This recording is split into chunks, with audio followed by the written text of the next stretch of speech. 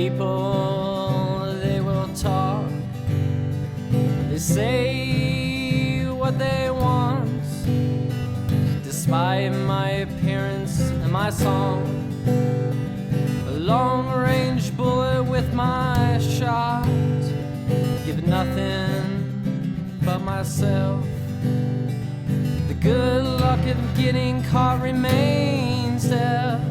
The earthquake of feelings, the earthquake of feelings, the earthquake of feelings.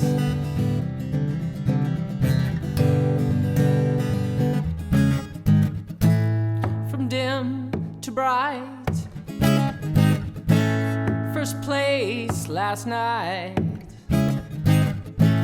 short breaths left from right. No wonder why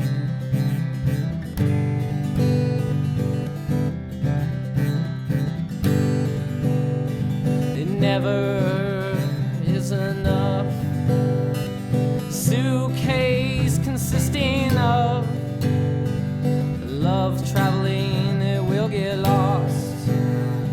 New endings and awful nice thoughts. Your earthquakes of feelings, your earthquakes of feelings, your earthquakes of feelings.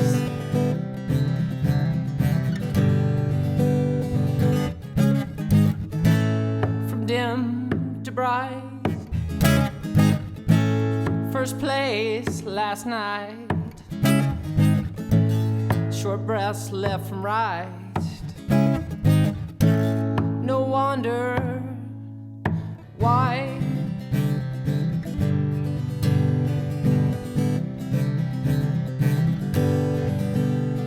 your earthquakes of feelings, your earthquakes of feelings, your earthquakes of feelings, your earthquakes of feelings.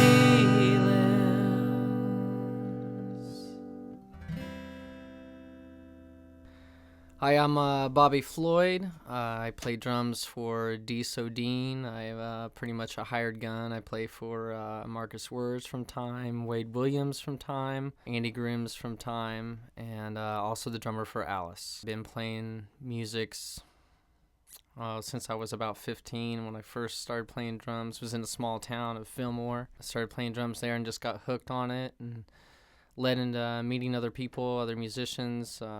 You can only be a basement musician for so long until you want to start to venture out and play with other musicians. The first band I was in was with a group of friends that was playing certain type of music, mostly covers, and then that kind of fell out, and then I started playing in my first band actually of recording was AM and Neopop. Shortly after that, I kind of took a little break and decided to go into the blue collar working force, which was really lame. I needed that release. I wasn't happy. Found myself in another band, and which was Roystar Harbinger. I met Marcus Words in that band. Played originals in that band. It was really good. Also joined Alice shortly after that, and it kind of continued on to keep playing, and I never felt happier than I ever have playing music. I've always been myself playing music. I try to play music as much as I can. Shortly after playing in those bands, I started playing guitar because I wanted to get the feel of playing guitar. I thought it was a little bit more release, where you weren't secluded to back behind a drum set all the time. I wanted to do something different. I started a band, Holy Mother Exhaust, with Mark Darnell and Keith Jensen. From there, it kind of faded out, or we were doing other things, and Keith was having babies. We started D. Sodine with Zale Bledsoe and Marcus Words and Colby Walter, and that band has just kind of boomed and just made a big impact on St. Joe. I remember the first time I started playing drums, I could barely remember, but I was playing with my mom's Tupperware. I was dragging all the Tupperware out and banging on them. I don't know if it was just a childhood thing to do. My mom played a little bit of guitar at the time, so I got influence in that. Other family members were playing guitar, but not really quite what I was interested in. I came from a small town, so it was mostly country, and I just swore to myself I'd never play in a country band. It quickly produced into knowing all original music, just doing nothing but original music. Every once in a while doing a cover is always kind of nice because you have your influence. You have, I guess, your role models, your guys that, you really want to be like or really want to see that creativity side that they see, which is very unique and just fun to do, and it just becomes a passion.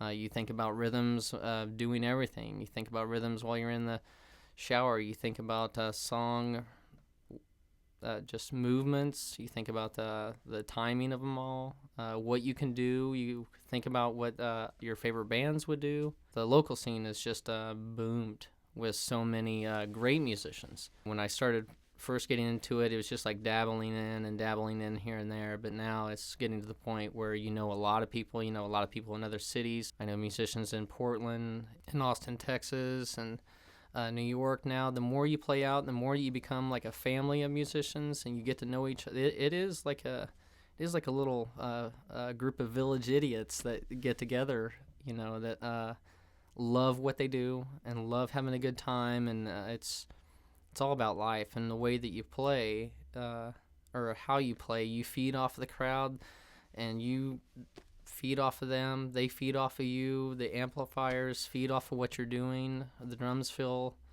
just, there's so many good feelings about it. There's so many positive things about it. I've never heard a bad thing about it. It's like, I saw a shirt one time that said, music is the most legal high that you could possibly get and the highest high you could also get.